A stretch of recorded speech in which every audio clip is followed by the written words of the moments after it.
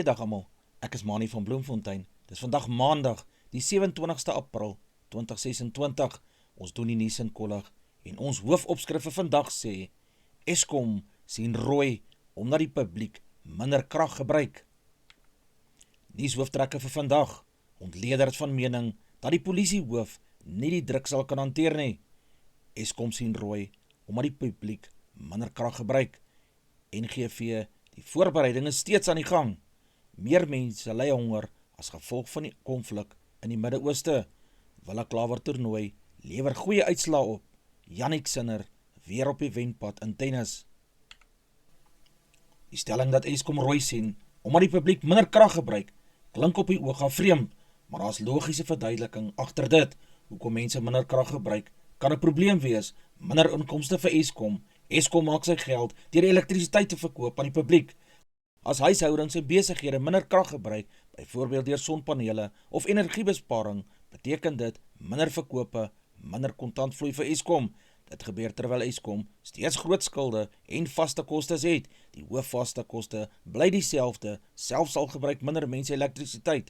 Kragstasies moet steeds in stand gehou word, salarisse moet betaal word, steenkool en infrastruktuur kos steeds geld. Met ander woorde, uitgawes bly hoog, maar inkomste daal. Selfopwekking neem toe, meer Suid-Afrikaners installeer sonpanele, inverters en batterye. Dit beteken Eskom verloor van sy grootste kliënte, veral besighede, middel tot hoë inkomste huishoudings. Tariefstruktuur raak onder druk. Wanneer minder mense krag koop, probeer Eskom dikwels om die tariewe te verhoog, maar dit kan weer lei tot nog minder krag gebruik. 'n Groot negatiewe siklus. Die ironie van die situasie is, aan die een kant, minder kragverbruik is goed vir die land, minder druk op die netwerk, maar minder beerdkrag. Aan die ander kant, Eskom se finansiële model sukkel om aan te pas by 'n wêreld wat mense hulle eie krag gaan opwek. Wat beteken dit vir jou as die gebruiker? Jy kan moontlik hoër tariewe in die toekoms sien. Daar kan nuwe kostes kom, byvoorbeeld vir netwerkgebruik, selfs al gebruik jy min krag. Selfopwekking gaan waarskynlik nog meer groei in die toekoms. Die nuut aangestelde nasionale polisiehoof, Puleng Dimpane, staan steeds onder groot druk, nog voordat sy behoorlik haar voete kon vind in hierdie pos. 'n Onafhanklike ontleder het onlangs sy kommer uitgespreek oor of Dimpane die geweldige uitdagings wat met die pos gepaard gaan, werklik sal kan hanteer. Volgens die ontleder is die posisie van nasionale polisiehoof een van die mees veeleisendste rolle in die land se veiligheidsstruktuur. Hy wys daarop dat Suid-Afrika tans gebuk gaan onder hoë vlakke van geweldsmisdade, georganiseerde misdaadnetwerke en 'n toenemende gebrek aan vertroue in wetstoepassings. Die ontleder meen verder dat die druk nie net van die publiek afkom nie, maar ook intern binne die polisie self, waar probleme soos korrupsie, swak dissipline en beperkte hulpbronne steeds 'n groot rol gaan speel.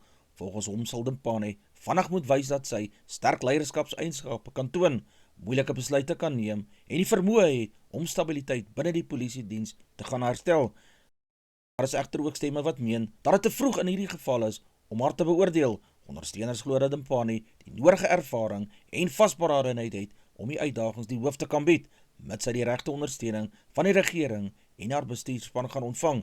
Die volgende paar maande gaan dus deurslaggewend wees. Kenners sê die publiek sal veral kyk na hoe misdaadsyfers hanteer word, hoe vinnig interne hervormings sal plaasvind en of vertroue in die polisie herstel kan word. Vir nou bly die vraag, sal luitenant-generaal Puleng Dimpane die druk kan hanteer of wag daar nog groter uitdagings op die hele land? Die minister van Gesondheid, Aaron Motsoaledi, het bevestig dat die staat homself nou aktief voorberei vir die implementering van die nasionale gesondheidsversekering, beter bekend as NGV.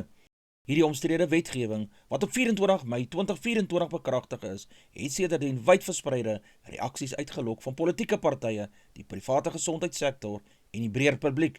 Volgens Motsoaledi is die rol van die NGV om te verseker dat alle Suid-Afrikaners toegang het tot kwaliteit gesondheidsorg, ongeag hulle inkomstes of sosiale status. Hy het beklemtoon dat die regering vasbeslote is om ongelykhede in die huidige gesondheidsstelsel aan te spreek. Die implementering van die NGV sal egter in fases moet plaasvind met die fokus op die versterking van openbare gesondheidsfasiliteite, die opleiding van mediese personeel en die verbetering van die infrastruktuur. Teenstander van die wet voer aan dat die kostes van die NGV te hoog kan wees. Die staat moontlik nie die kapasiteit het om dit effektief te kan bestuur nie en dat dit 'n negatiewe impak op die private gesondheidsbedryf kan hê, Sommige organisasies het selfs regstappe oorweeg met die argument dat die wet fundamentele regte en keusevryheid kan beperk.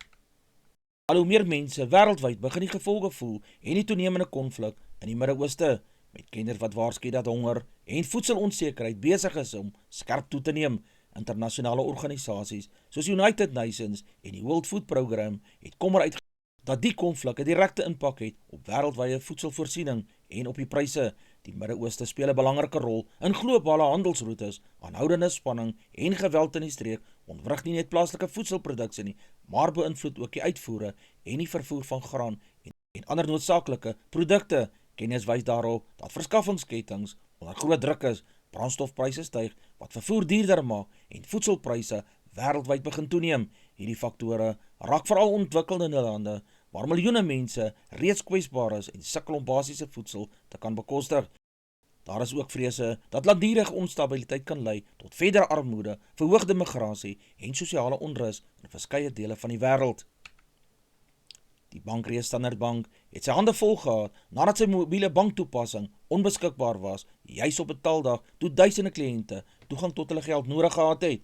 Volgens berigte het gebruikers landwyd probleme ervaar om in te teken op hierdie toepassing, betalings te maak en fondse oor te plaas. Die tydsberekening van die tegniese fout het tot groot frustrasies gelei, aangesien baie mense afhanklik is van digitale bankdienste om hulle daaglikse finansiële verpligtinge te kan nakom. Kliënte het hulle misnoë op sosiale media uitgespreek met talle wat aangedui het dat hulle nie rekeninge kon betaal of noodsaaklike aankope kon gedoen het nie. Standard Bank het intussen erken dat daar 'n probleem was en verseker dat tegniese spanne vinnig gewerk het om die dienste te herstel. Die bank het ook om verskoning gevra vir die ongerief wat hierdeur veroorsaak is. Dramatiese verwikkelinge het in die hof afgespeel toe Bellarmine Mugabe en sy medebeskuldigde skuld erken het op ernstige aanklagtes wat verband hou met 'n skietvoorval in die openbaar. Volgens hofstukke het Mugabe erken dat hy 'n vuurwapen op 'n individu gerig het en nie sneller getrek het tydens hierdie voorval wat glo in 'n openbare ruimte plaasgevind het. Die erkenning van skuld kom na die staat na bewering sterk bewyse voorgelê het wat die beskuldigdes met die voorval verbind het. Besonderhede oor die motief vir die daad bly egter op hierdie stadium beperk. Die hof het gehoor dat die voorval groot skokgolwe deur die gemeenskappe gestuur het, met inwoners wat hulle kommer uitgespreek het oor veiligheid in openbare ruimtes. Regskenners sê dat die erkenning van skuld die proses kan versnel, maar dat die hof steeds die omstandighede sal oorweeg voordat 'n vonnis opgelê word. Faktore soos die erns van die oortreding, die impak van die slagoffer en enige versagtende omstandighede sal 'n rol speel in die finale beslissing. Die saak is uitgestel vir vonnisoplegging en die beskuldigdes bly in aanhouding tot dan. Hierdie voorval dien as nog herinnering aan die gevare van vuurwapengeweld en die impak daarvan op gemeenskappe reg oor Suid-Afrika. Die Metro in die Kaap se teenkapingseenheid het in die afgelope 5 maande groot suksesse behaal deur altesaam 141 voertuie op te spoor. Verskeie arrestasies is ook in hierdie tydperk uitgevoer. Volgens berigte het die eenheid deur doelgerigte misdaadbekamping, die intelligensienetwerk en vinnige optredes 'n belangrike rol gespeel in die stryd teen voertuigkaping en verwante misdade in hierdie stad. Die sukses van die teenkapingseenheid word beskou as 'n sterk houvas teen misdadige groepe wat voertuie steel, roof of herverkoop. Beamptes het glo nie net voertuie opgespoor nie, maar ook verdagte persone vasgetrek wat aan verskeie sake gekoppel was. Kenners sê hierdie tipe operasies is noodsaaklik om voertuigdiefstalle te bekamp, gemeenskappe veiliger te maak en vertroue in wetstoepassings te versterk. Gemeenskapslede het die werk van die eenheid verwelkom en meen dit stuur 'n duidelike boodskap aan misdadigers dat die owerheid nie net sal stilsit nie. Die Metro se intussen die stryd teen voertuigkaping gaan voort en dat samewerking tussen die publiek en wetstoepassers steeds van groot belang is om verdere suksesse te behaal. Naweek se VRK-wedstryde se uitslae lyk as volg. Cardiff Rugby het 24 punte, die Ospreys 21 punte. Edinburgh Rugby het 33 aangeteken teen die Sharks se 28 punte. Die Lions het 33 aangeteken teen Connacht se 21. Benetton het 29 aangeteken teen Leinster se 26. Zebre het 18, die Dragons het 19. Die Stormers het 48 punte opgestapel teen die Glasgow Warriors se skamele 12 punte. Munster het 41 teen Ulster se 14 punte. Die Scarlets het 21 en die Bulls het gewen met 23 punte. Die punteleer lyk as volg. In die eerste plek is die Stormers op 56 punte. In die tweede plek is die Glasgow Warriors met 55 punte. In die derde plek is die Lions met 53 punte. In die vierde plek is Leinster ook op 53 punte. Munster in die 5de plek met 51 punte. Cardiff Rugby sit in die 6de plek met 50 punte. Die Bulls is in die 7de plek met 49 punte.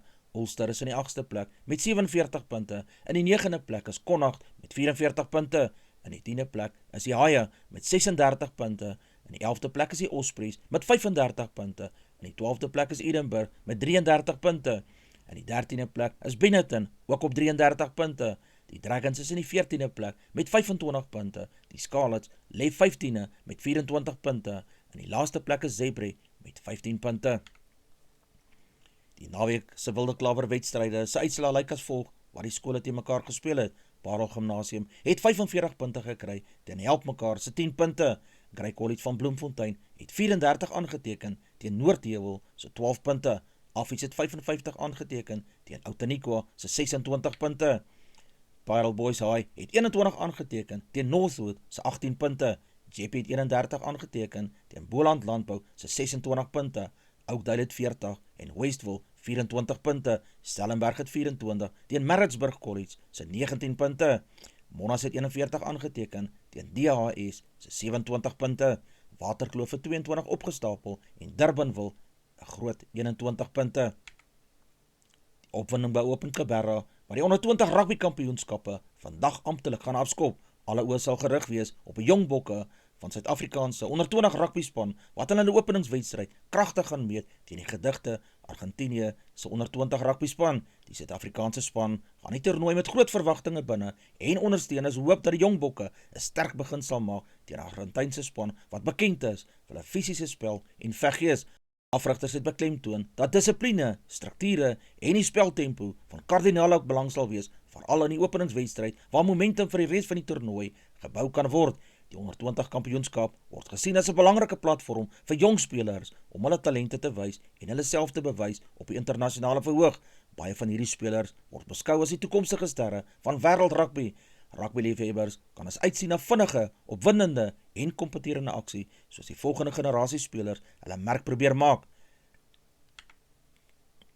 Die Suid-Afrikaanse Protea dames het die naweek in die 4de eendagwedstryd, 'n ODI, teen die Indiese dames te staan gekom in 'n taai cricketwedstryd wat uiteindelik in Indië se guns geëindig het. Die Indiese dames het besluit om eers te kolf en het 'n totaal van 185 lopies vir 5 paaltjies op die tellbord geplaas, danksy bestendige kolwerk en goeie rotasie van die aanval. In antwoord het die Protea dames hard probeer om die teiken te jaag, maar het uiteindelik vasgeval op 171 lopies vir 9 paaltjies na hulle toegelate 20 bilbeerte. Ten spyte van veggees en enkele stewige bydraes met die kolf, was dit net nie genoeg om oor die lyn te kom nie. Die speler van die wedstryd was Deepti Sharma, wat 'n sleutelrol gespeel het met haar algehele bydrae en haar span gehelp het om beheer oor die wedstryd te behou. Vir die Proteas beteken 'n teleurstelling, maar ook waardevolle lesse, aangesien hulle voortgaan om hulle kombinasie in vorm in internasionale eendagkriket te kan sluip. Die aksie by die Madrid Ope het voortgegaan met verskeie opwindende uitslae in hierdie mans enkelspel. In een van die vroeë wedstryde het Fonseca ongelukkig vasgeval teen Jodar in 'n strawwe 3-stel wedstryd. Jodar het uiteindelik die oorhand gekry met 7-6, 4-6 en 6-1 nadat die wedstryd eers baie gelykop was, nadat hy die beslissende stel weggetrek het. Intussen het Brittanje se Cameron Norrie sterk vertoon in sy wedstryd deur die Argentyn, die Rante en in 2 stelle beklink. Norrie het met 7-5 en 7-6 gewen in 'n wedstryd wat baie nou was, maar waar hy sleutelmomente sy kalmte behou het. Een van die groot vertonings van die dag het gekom van Italië se Yannick Sinner, wat gemaklik deurgedruk het teen Finland se Moller. Sinner het min moeite gehad en die wedstryd oortuigend gewen met 6-2 en 6-3, wat sy sterk vorm in die toernooi bevestig het. Met hierdie uitslaa bou die Madrid Ope nou momentum op en die kompetisie raak al hoe strawwer, soos die topspelers begin deurdring na die latere rondes.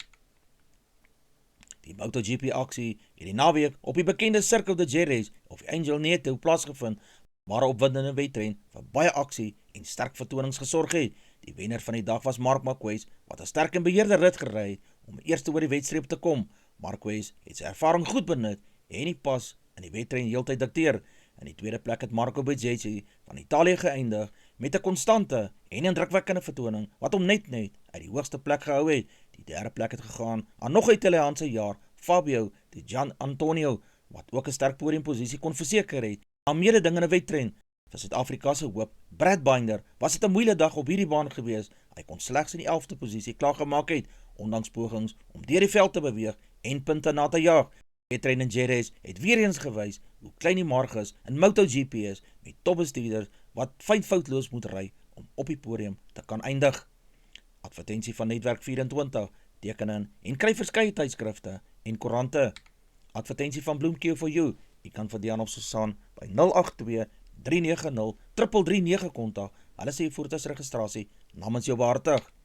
Ons weerberig vir die streek lyk so: Messina 2032, Polokwane 1528, Lephalale 1730, Mbombela 1433, Maikeng 1326, Pretoria 1527, Johannesburg 1525, Ermelo 1025, Galagari 1221, Gaborone 1729, Richards Bay 1629, Pietermaritzburg 1028, Durban 1625, Port St Johns 1024, Pongola 1637, Maputo 2136, Bethlehem 28, Bloemfontein 7 en 17, Allewal Noord 6 en 16, Welkom 1021, Vryburg 1124, Kimberley 9 en 17, Appington 1218, Prieska 9 en 17, Springbok 7 en 15, Karasburg 9 en 17, Keetmanshoop 1022, Mariental 1526, Alexanderbaai 13 en 20,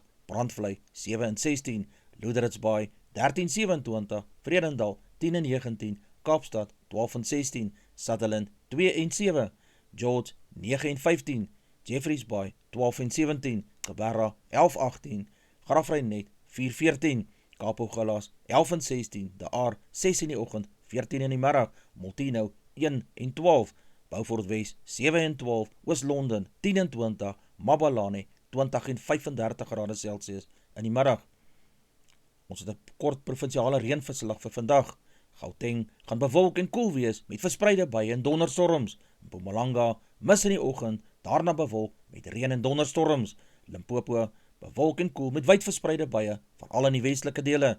Die Noordwes-provinsie koel en winderig met wyd verspreide donderstorms. Die Vrystaat-provinsie bewolk en koel met geïsoleerde tot verspreide buie, meer in die noorde.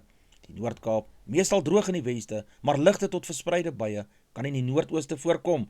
Die Wes-Kaap reën, wind en koue toestande. Swaar buie word in plekke verwag. Oos-Kaap gedeeltelik bewolk met ligte reën langs die kus sal later plaasvind. KwaZulu-Natal bewolk en koel met geïsoleerde reën en buie. Die markte vir die dag, die rand verhandel teen R16.53 teenoor die Amerikaanse dollar. Die Australiese dollar kos R11.80. Die euro verhandel teen R19.36. Die pond kos R22.36. 'n yen kos 10 sent. Platinum per fyn ons is $2030. Palladium per fyn ons is $1,510. Silwer per fyn ons is $75.63. Goud per fyn ons is $4,709. Brent olie per vat is $106.03. Gedagte vir die dag.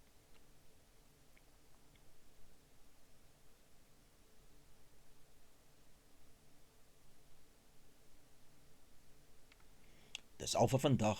Onthou om te like, deel met jou vriende en jou vriendinne en onthou te subscribe op my kanaal. 'n Aangename vakansiedag en week verder word vir almal toegewens.